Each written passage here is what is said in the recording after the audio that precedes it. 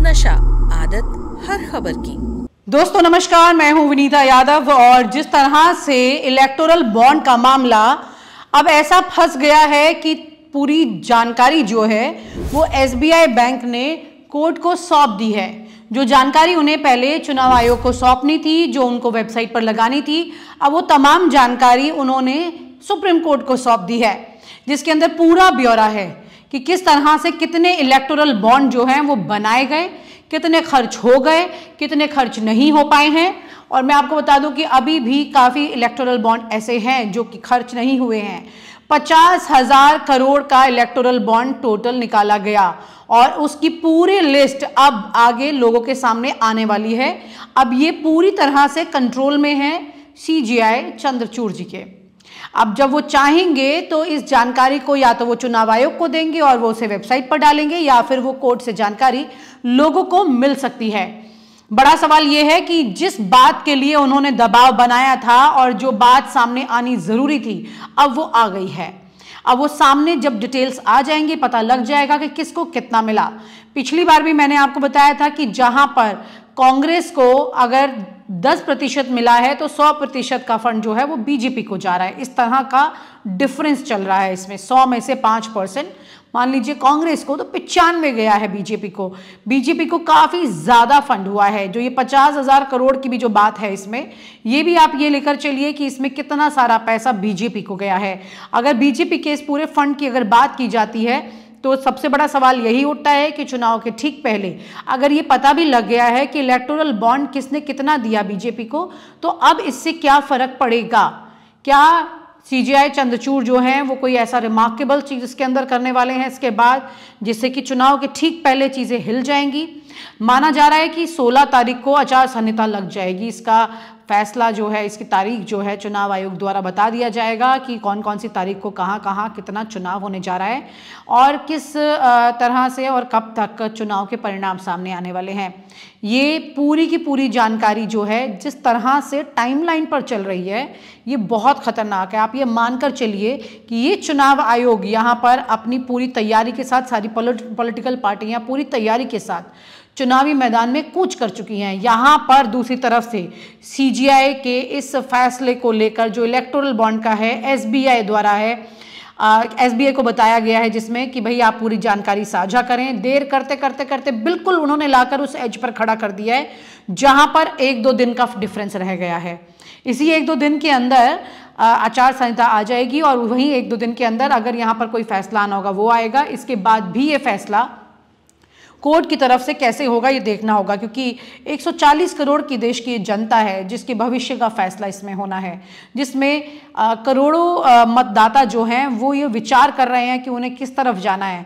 और ऐसे में चंद्रचूड़ जी के इस फैसले के बाद में क्या वाकई में लोगों के जहन पर इसका कोई फर्क पड़ने वाला है, या बीजेपी अपना काम कर चुकी है। मैं शुरू से बोल रही हूँ वो अपना काम कर चुकी है।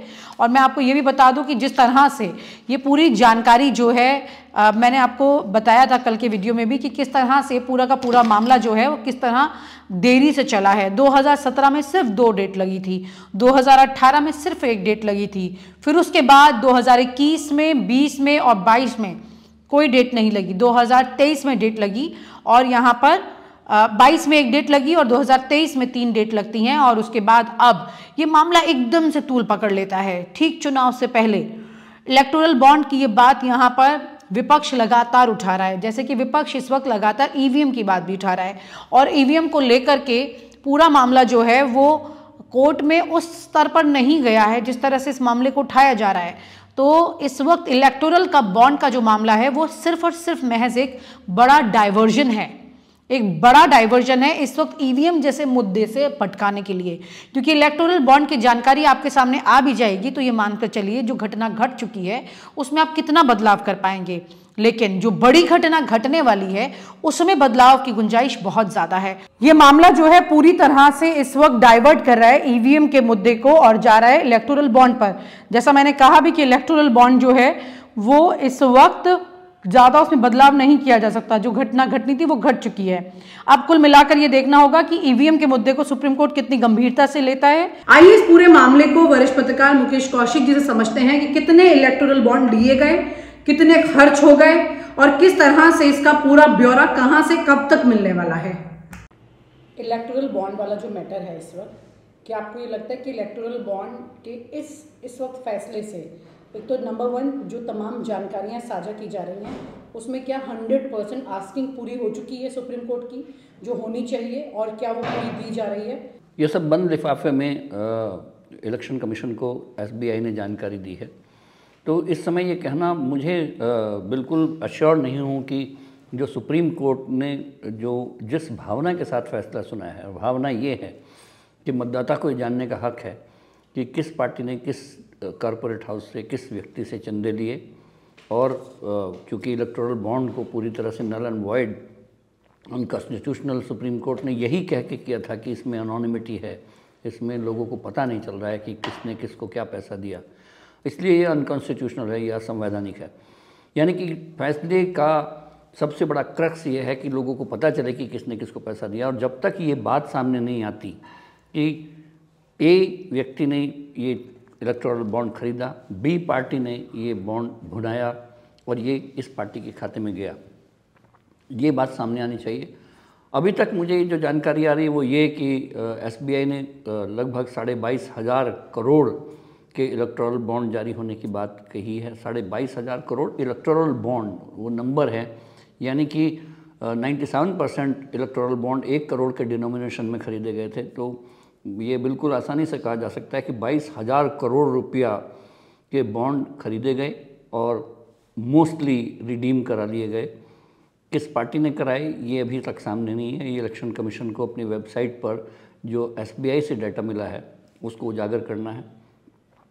वो एक रॉ डाटा के रूप में मुझे लगता है कि एसबीआई ने सुप्रीम कोर्ट की जो लताड़ थी, जो फटकार थी, उसको देखते हुए सारा डेटा रॉ फॉर्म में दे दिया होगा, ये कहते हुए, क्योंकि उसको भी बचना है ये बताने के लिए, क्योंकि उसने कहा था कि मैं 30 जून से पहले ये डाटा कंपाइल नहीं कर पाऊँगा, एसबीआई ने कहा था, और सुप्रीम कोर्ट ने उसको नहीं माना। तो वो रॉ डाटा देकर ये दिखाना चाहेगा कि देखिए इस डेटा का कोई अर्थ नहीं था जो मैंने दिया है, जो हम कह रहे थे कि वो जून में ही ऐसा डेटा दे पाएंगे जो पता चलता हो जिससे कि किसने खरीदा, किसके पास गया।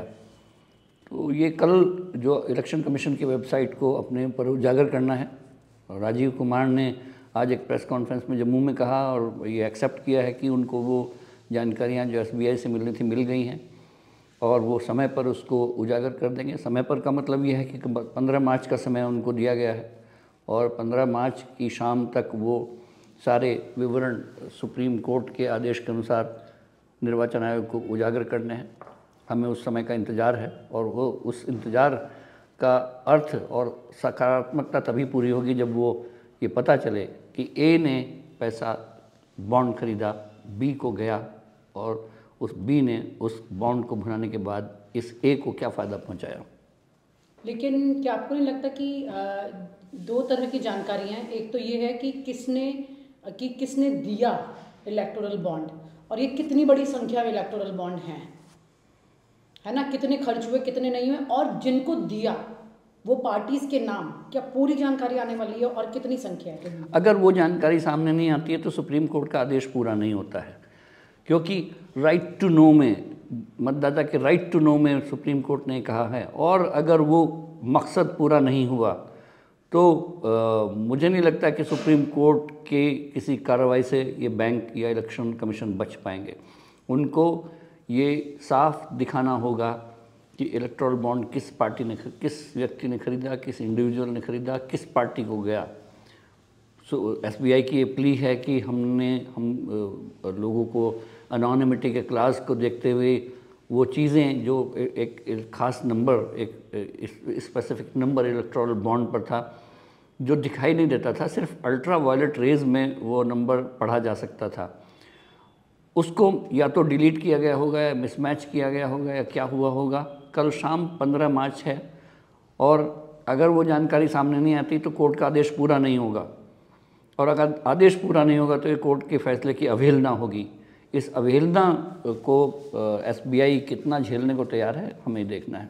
लेकिन अगर इस वक्त में पता भी चल जाता है कि अब किन पॉलिटिकल पार्टियों को ये फंड गया है और कितनी बड़ी तादाद में गया, इसकी चर्चा तो परसेंटेज में लगातार होती रही है, लेकिन किस किस ने दिया, अगर ये पता भी लग जाता है तो किस तरह की कॉम्प्लिकेशंस आपकी नज़र में आ रही हैं इसमें? देखिए, बहुत सारी चीज़ें इससे साबित ये होंगी कि जो आरोप लगते रहे हैं, आरोप ये है कि एक फलां कंपनी को सरकार ने सबसे ज़्यादा फ़ायदा पहुंचाया। मैं नाम ए कह लीजिए, बी कह लीजिए, अडानी कह लीजिए, अंबानी कह लीजिए या कुछ भी कह लीजिए, लेकिन अगर इलेक्टोरल बॉन्ड से ये साबित हुआ कि इन कंपनियों ने ये बॉन्ड खरीदे और ये एक पर्टिकुलर पार्टी के पास गए, तो इससे ये आरोप साबित होंगे कि यस, जो कहा जा रहा था वो सही था। ये फ़ायदा किसी एक पर्टिकुलर कॉरपोरेट हाउस को या पर्टिकुलर कॉरपोरेट घरानों को पहुंचाया जा रहा था और ये पार्टी उनके पीछे थी। लेकिन फ़र्ज़ करिए, मैं इसको दूसरा और ले जाता हूँ कि जिन कॉरपोरेट घरानों ने बीजेपी को फंडिंग की और उन्होंने ही कुछ मात्रा में कांग्रेस को भी फंडिंग की हो या विरोधी दलों को की हो, तो फिर सारा मामला डाइवर्ट हो सकता है और ये इसको एक दूसरे से नलिफाई किया जा सकता है कि अरे, ये अगर कुछ चोरी के पैसे में या गलत पैसे में हिस्सेदारी थी तो वो ए पार्टी की नहीं थी, बी पार्टी की भी थी, सी पार्टी की भी थी, भले ही उसकी रकम कितनी ही थी।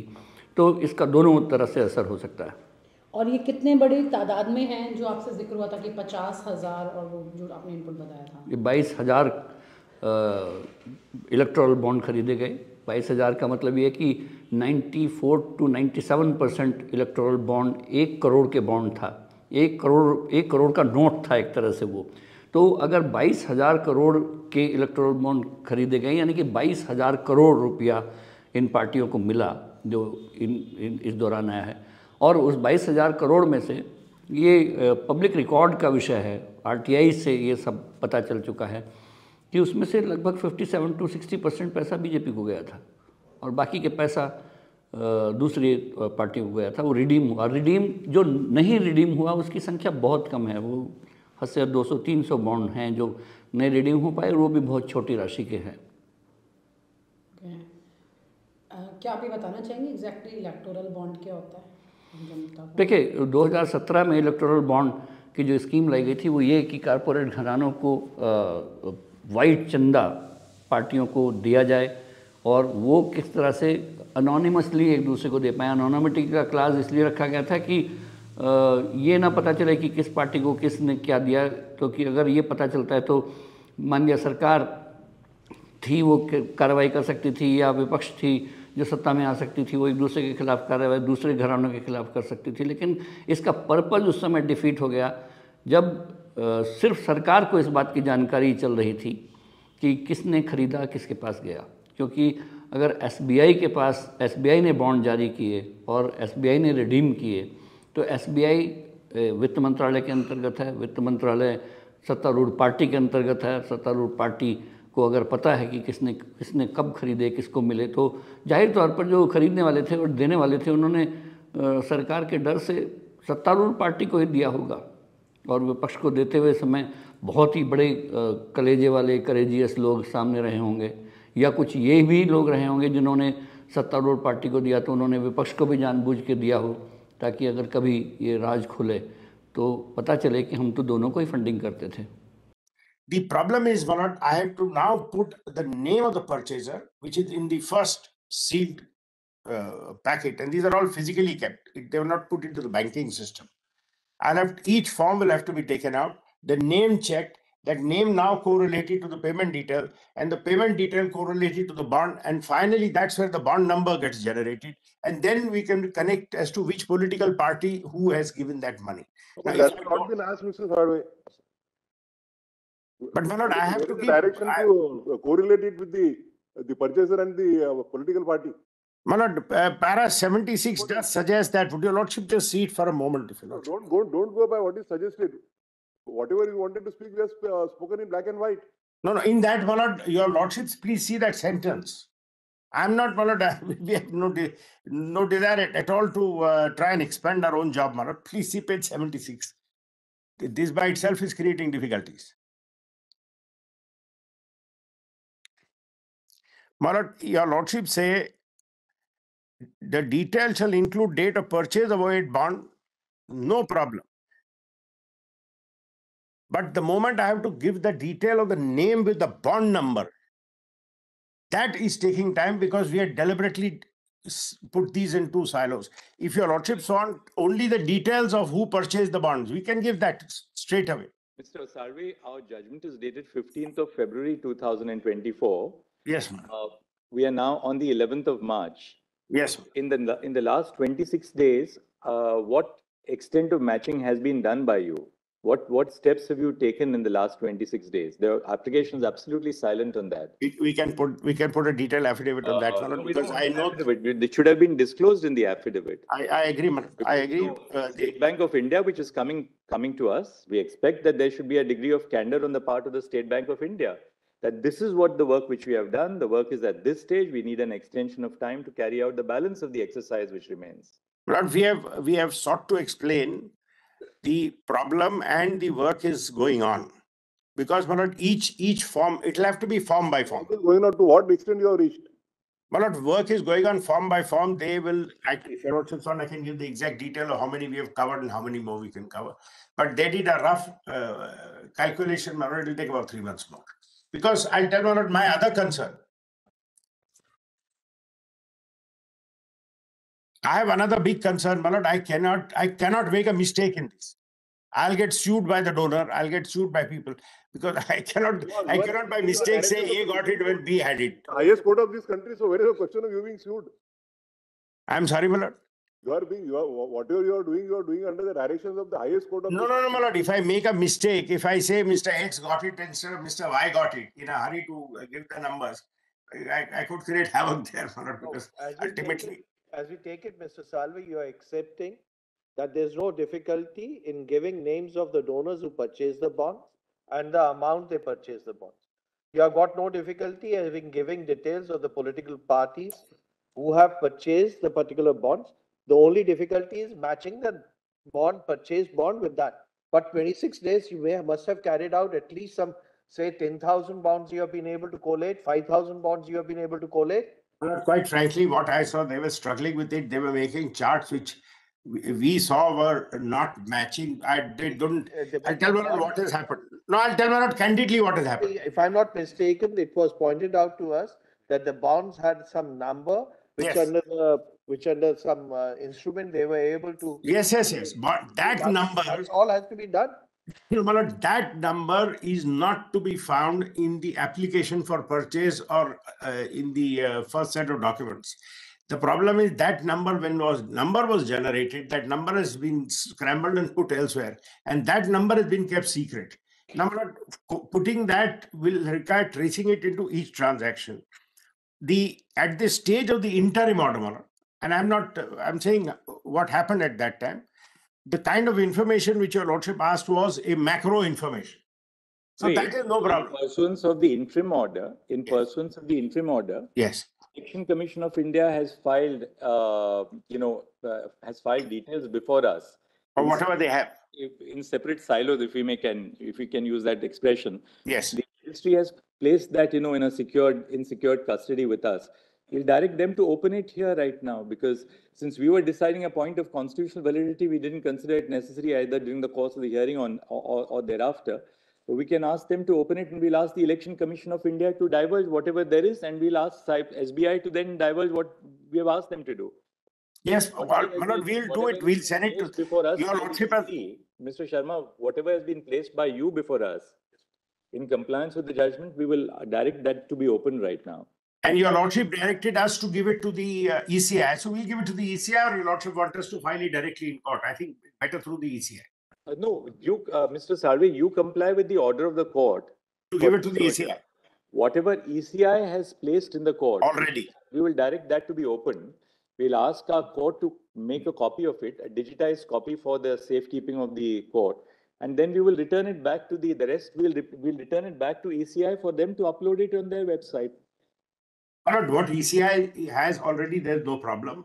We will give to the ECI as in the time, if you're not to give us 3 months, we'll go and give it to the ECI. And they, as and when they get it, they can upload it. We want to make sure we get every bond number right, every donor right.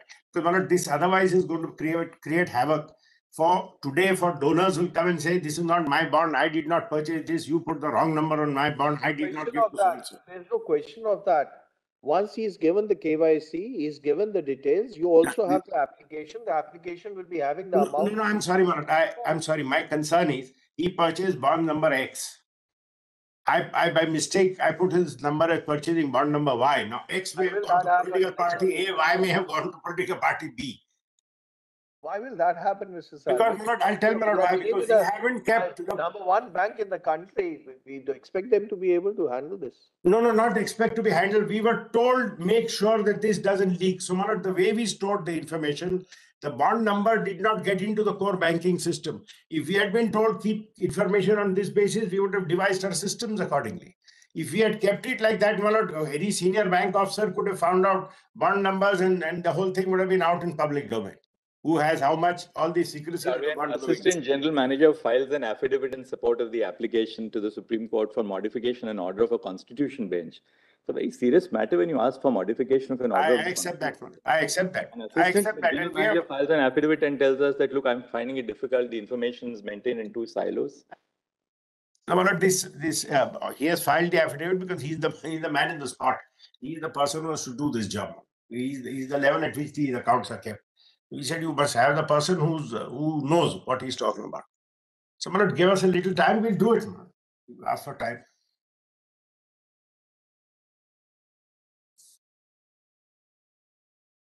While your lordship is doing that, let me just show 1 or 2 things from.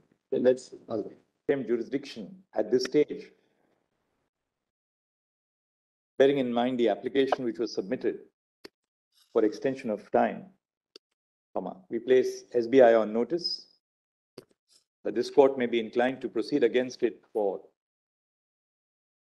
willful disobedience of the judgment if SBI does not comply with the directions of this court as set out in its judgment dated 15 February 2024 by the timelines indicated in this order.